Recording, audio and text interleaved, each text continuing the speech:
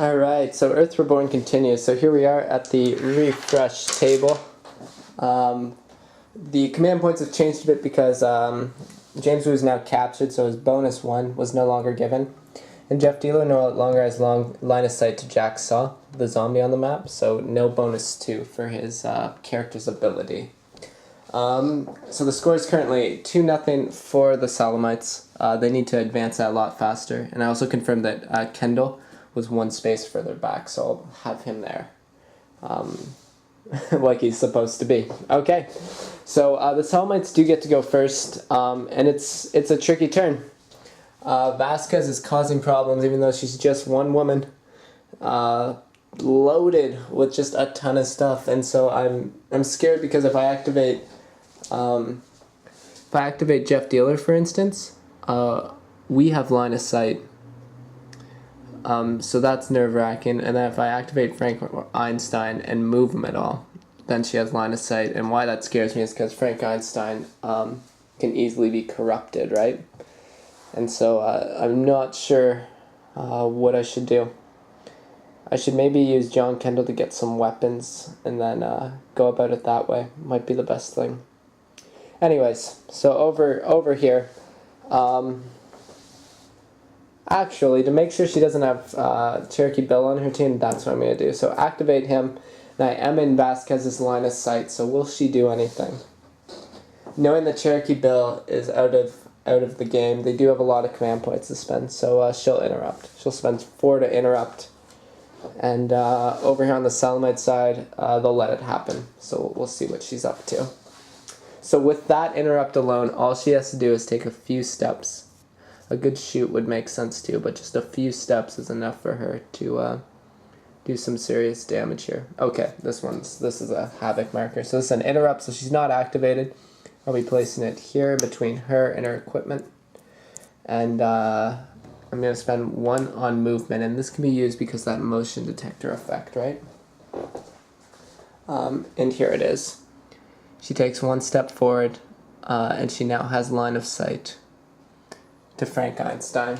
And so here's how she's going to use her interrupt. She's going to use her second interrupt, or her second, so you can use 2 sections of an order tile during an interrupt. So she's going to use 1 section of an order tile, and she's also going to use her character ability. So that costs 2 command points. She needs line of sight to Frank Einstein. She gets 3 dice. If she gets 5 on this, it's safe to say the Norans have won this scenario. Oh no, they did. Okay, so wow, it'll probably be a blowout, unfortunately. So Frank Einstein luckily doesn't have James Wu. That would be a big problem. And he's decided to join the NORAD side. So he's not activated or anything like that, and he's there for use. There's for the taking. So a good turn, or a good interrupt, I should say, by Vasquez. Okay, now I activated him, and I'm now adjacent to Frank Einstein. However, I was activated here, and they chose to interrupt with Vasquez, so he can't also interrupt. So he's had line of sight and adjacency for the first time, so I am free to move. And so now I have no choice but to get out of here.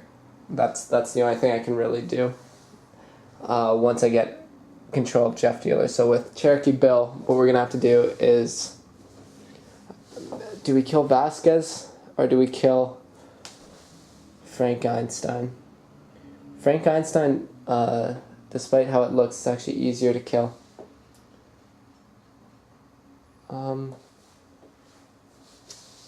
Cherokee Bill's already been adjacent. Let's see here. Movement and shoot. Here's some decent shoot. Okay. So spend 1 on movement just while I figure this out. My options are, I've already been adjacent and activated next to Vasquez. What I said over here was irrelevant, sorry, because I thought I was activating Jeff Dealer for some reason. So I've already been activated and adjacent to Vasquez, and she's already interrupted. So I can walk by her, no problem. And I can go here with no line of sight. Now I've got to get closer because I don't want to hit Jeff Dealer. So I could go here and face him. He'd have line of sight and he could interrupt, and they would. And and then I'd be able to use my flamethrower on him. And I think that's worthwhile. I block the entrance from Vasquez, and I'm able to use a flamethrower. So 1, 2, 3, and Frank Einstein will call interrupt. So now they want to be a little more stingy because they want enough for Vasquez to be able to grab him and run probably. Because Frank Einstein's cornered right now.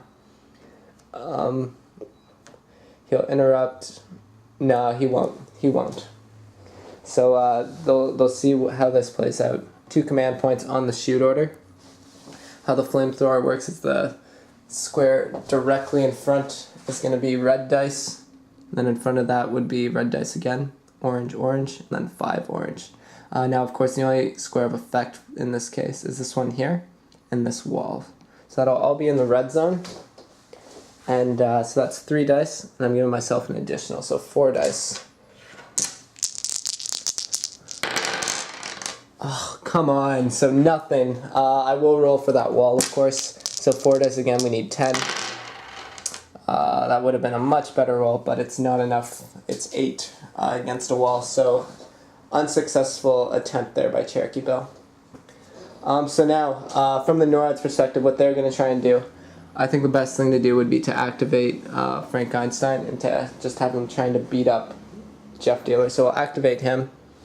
Sodomites will interrupt to try and get Cherokee Bill shooting again. So they'll spend 4 just because this is do or die sense scenario right now. The NORAD doesn't feel that pressure, and so they won't bid any, and so that'll be a wasted 4.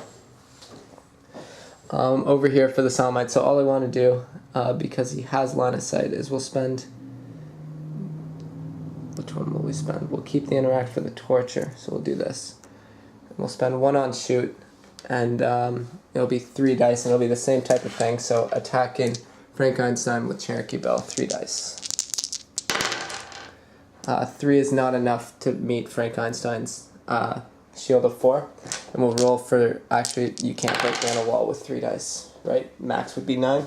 And so Frank Einstein gets to resume, and I didn't even check, but we're looking for high close combat, and we got okay close combat, and I guess that's what we'll do okay close combat twice.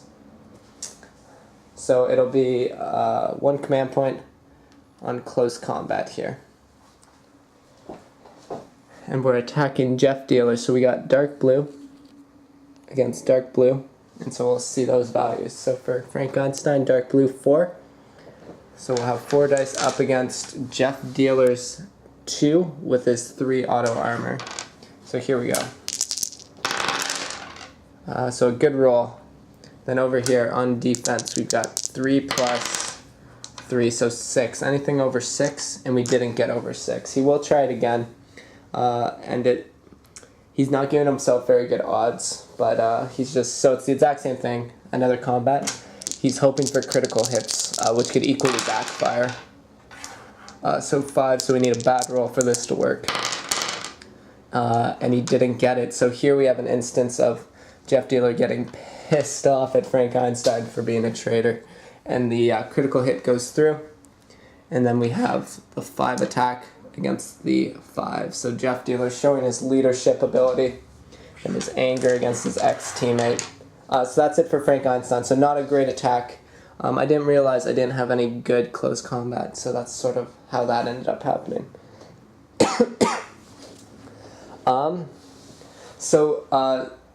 After seeing that, I'm convinced that Jeff Dealer and Cherokee Bill can actually handle Frank Einstein, so I'm going to activate... Will I activate Jeff Dealer? No, I'm going to activate Kendall for weapons. Or Jacksaw. No. How far is Jacksaw? We'll do Kendall for weapons first.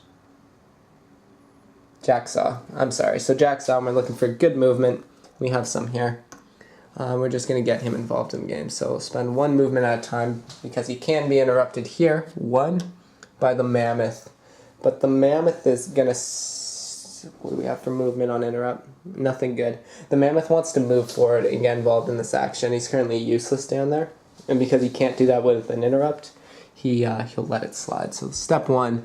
Vasquez also has line of sight here for the first time.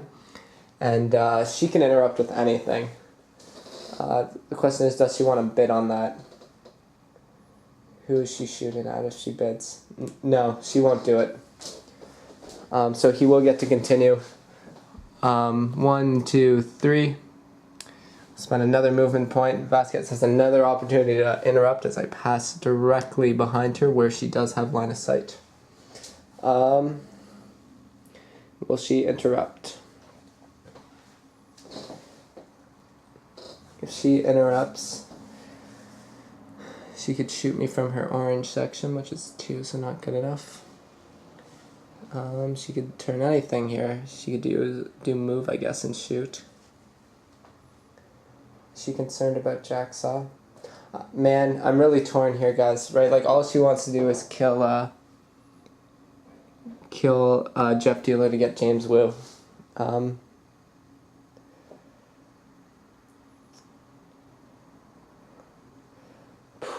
Shoot. Okay, let's have her. No, we're not. We're gonna save the tokens. Sorry about that wild debate. It's a big decision. So 1, 2, 3, 1, 2, 3. Anything else that I want to do? If I attacked Vasquez from behind when I was behind her, that would have been 4. I would only be attacked 1, so it'd be 4 dice up against her backside. 5. That's not bad. I'm going to do that. So I'll stop here and I'll do a close combat against Vasquez. So that'll give me 4 dice here. And then up against Vasquez, as you guys heard me reasoning through. So I have the white section. So 0 bonus from the knife, but she does have that 5 armor. So 4 dice up against 5 armor. We'll see if Jacksaw here can do some damage. Not bad. So we got 1 through, and I wasn't expecting for anything more than that. So 1 damage, and she doesn't take much. If we can just flip her over to the weak side, her stats drop far. Cool. So that's it for Jacksaw. Not a bad turn, and we're back over to the NORADs. So Jacksaw's getting more involved. Who do I want to activate? Let's do Vasquez versus Cherokee Bill. So activating Vasquez. So she is in line of sight of Jacksaw, who can interrupt because he's at his max CP.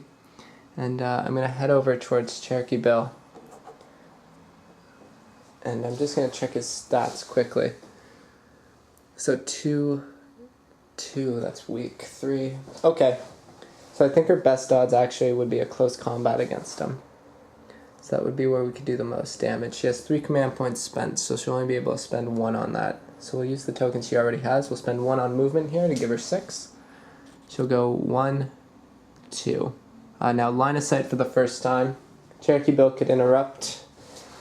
No, he couldn't. He's at his max CP, so he's just going to have to endure it. And then what we're going to do actually is we're going to do close combat, because with the knife here and her auto, she's going to do 1 guaranteed damage like that, as opposed to maybe some damage with her gun. So if you see that we have dark blue, 2 plus 2 will give her 4. Up against Cherokee Bill's light blue side, which is what? 1 plus 2, 3. So yeah, 1 damage, and we'll take the sure thing. Okay, so that's it for Vasquez. She's at her max CP, so she's done with movement as well. Okay. John Kendall, over to you. He's gonna be searching and hopefully finding. So let's do that. Turn him sideways. What do we have for search? We don't have anything. Sorry guys, so we'll spend a command point on search is what we'll do. And the reason why that's so important is because we don't have weapons, right? They're really stronger than us, as they are right now. So there's a bit of search, something. Over on this side, it's time for the Mammoth to make his move, so we'll activate him. We're looking just for some movement. Here we go. So spending our first command point. And again, even though people can't see him, most of the characters right now are all maxed out. So here we go. 1, 2, 3, 4. And then I'll spend a second command point and we'll go 1, 2. And we'll stop there. Second command point on movement.